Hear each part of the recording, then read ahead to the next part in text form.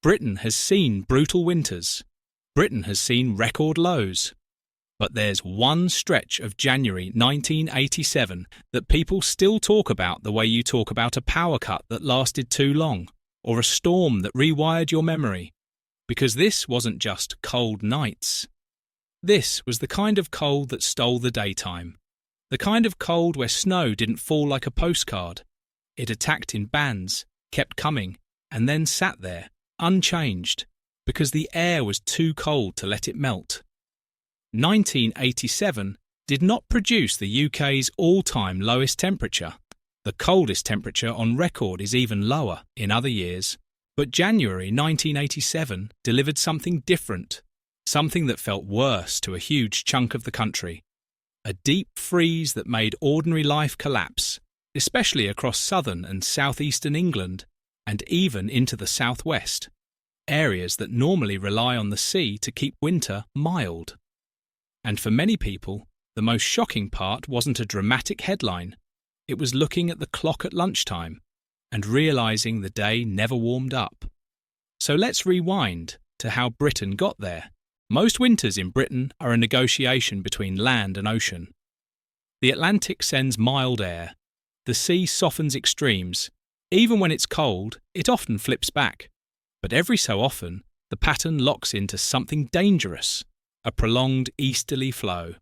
Cold air doesn't just drift in, it pours in, day after day, as if someone opened a door to the interior of Europe and forgot to close it.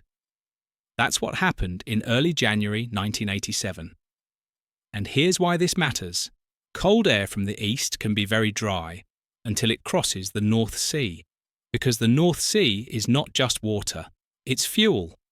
When bitter air sweeps over relatively warmer sea, it picks up moisture. It becomes unstable.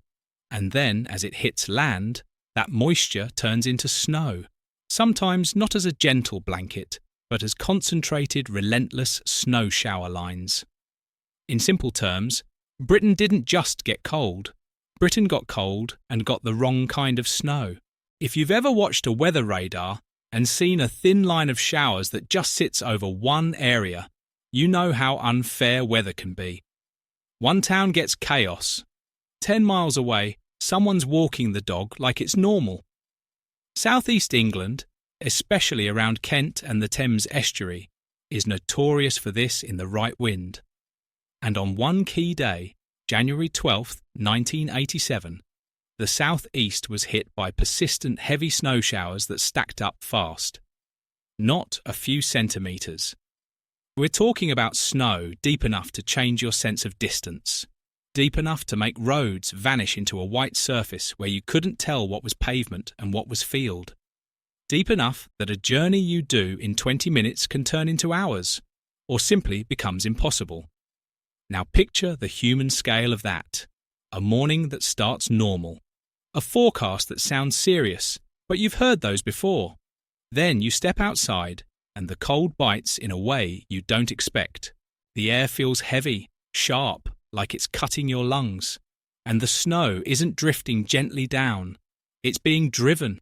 It comes sideways, thrown by the wind, and it keeps coming in bursts that look almost like smoke in the streetlights. This is when Britain starts to do what it always does in extreme weather. It improvises. People walk when buses can't move. Neighbours push cars they don't own. Shops sell out of basics because everyone has the same idea at the same time. Stock up because tomorrow might be worse. And in January 1987, tomorrow often was worse. Here's a term that sounds technical, but feels personal the moment you live through it. An ice day. That's a day when the temperature stays below freezing for the full 24 hours. No thaw, no relief, no softening. Just cold that sits on the country like a weight. And once you stack ice days together, everything changes. Wet surfaces never dry. Slush becomes solid. Snow becomes compacted. Then it becomes a surface, hard, polished, dangerous. And at that point, a minor fall can break a wrist. A small leak can become a burst pipe.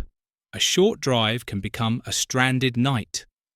In parts of southern Britain during this cold spell, There were days when the temperature barely moved, even with daylight. That is psychologically brutal, because daylight is supposed to be the reset. Daylight is supposed to be when the world gives you a break. But in January 1987, daylight often showed you the same frozen scene you went to sleep with. The Thames estuary effect, why some places got buried. Let's zoom in on the geography that made this event legendary. Kent, Essex, areas around the Thames estuary. These places can be especially vulnerable to snow showers when the wind is coming from the east or northeast, bringing air in from the North Sea. And in this kind of setup, snow can fall in persistent lines, almost like a conveyor belt. You don't get one burst and then it moves on. You get a system that keeps reloading. This is how you end up with shocking depth differences across short distances. One neighbourhood gets winter, another gets a historic event. And for people living in those hardest hit bands, the world becomes quiet in the strangest way. Because deep snow changes sound. Traffic disappears. Footsteps become muffled. Even voices feel smaller. The landscape becomes white, but the sky often stays grey, and the wind keeps reminding you, this isn't peaceful. This is pressure. But Britain is an island. Shouldn't the sea save us? Normally, yes. That's why the next part is so important. January 1987 didn't just hit the southeast. It produced extraordinary cold even in the southwest, one of the mildest regions in the British Isles, where the ocean usually prevents truly extreme temperatures. But when a strong, cold, easterly wind pushes out the usual Atlantic flow, the southwest loses its shield.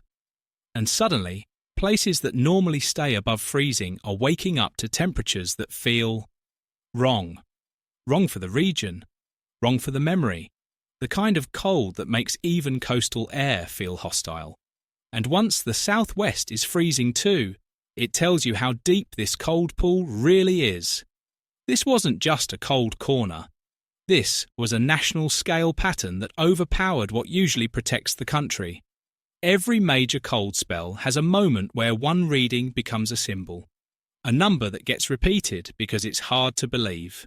During the January 1987 spell, Britain recorded an extremely low temperature that placed it among the coldest readings in the modern record books. And when temperatures drop that far, the cold becomes more than discomfort. It becomes infrastructure failure. Metal contracts, rubber hardens, batteries weaken, engines struggle. Anything involving water becomes a risk. You don't just worry about staying warm, you worry about the hidden disasters. A boiler that won't restart, a pipe you don't notice until it bursts, a freezer-like kitchen, an elderly neighbour you haven't seen today. And this is where winter becomes a social event, not in a fun way, but in the way disasters always do. Because in extreme cold, people survive better together. Someone has a shovel, someone has extra blankets, someone knows which roads are passable. Someone checks on the house at the end of the street with the lights still off. What a day like that feels like, minute by minute. Morning. You look out the window and you can't tell where the road ends. The light is flat. The world looks unfinished. You step outside and the cold grabs exposed skin instantly. Your breath doesn't just fog, it pours out. And the snow underfoot doesn't crunch like fresh powder. It squeaks. Because it's so cold, the crystals behave differently. Midday. This is the part people remember, because midday is when your body expects a temperature lift. But on the worst days of this spell, midday felt like someone lied about the sun. You're walking in daylight and it still feels like night cold. Your hands start to ache inside gloves. Your face goes numb in wind. You start timing your outdoor moments like you're budgeting pain. Evening. Now the fear shifts, because once the sun goes, you know the cold is going to sharpen again. And if you've got snow piled high, and your street hasn't been cleared, night makes everything feel isolated. Streetlights turn the snow orange. The world feels smaller, and the silence gets deeper. That's when people in 1987 would do the same ritual. Check the heating, check the taps, check the weather forecast, and then hope the next day doesn't bring more. Why 1987 stuck in the national memory? Here's the reason this cold spell is still famous.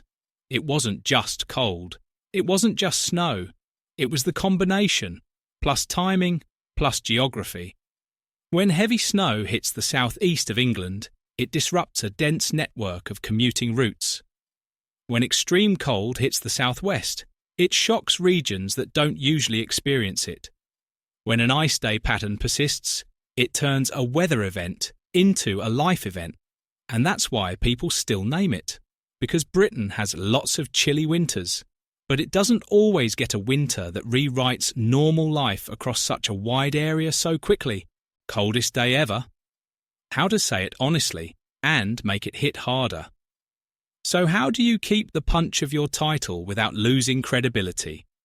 You frame it like this. January 1987 delivered one of the coldest days many parts of Britain had experienced in modern times, especially in the south and southwest. Because the cold didn't just arrive overnight, it took the daytime too. And that is what makes it terrifying. Not just the number on a thermometer at dawn, but the fact that the country couldn't warm up even when the day was supposed to help. If you want a final thought that lands, make it human. Because the weather story isn't really about air pressure or wind direction. It's about what happens when normal systems fail and people are forced back into something older. Community, improvisation, grit. January 1987 showed Britain something simple. Your routine is more fragile than you think. A few days of the wrong wind can shut roads, freeze homes, and turn short journeys into risks. But it also showed something else, something worth ending on. When winter hits hard enough, the country stops pretending it's invincible and starts acting like a neighbourhood again. People check on each other. They share what they have.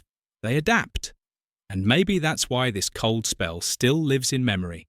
Because for a brief time in January 1987, Britain wasn't just cold. Britain was tested. And it held, one frozen day at a time.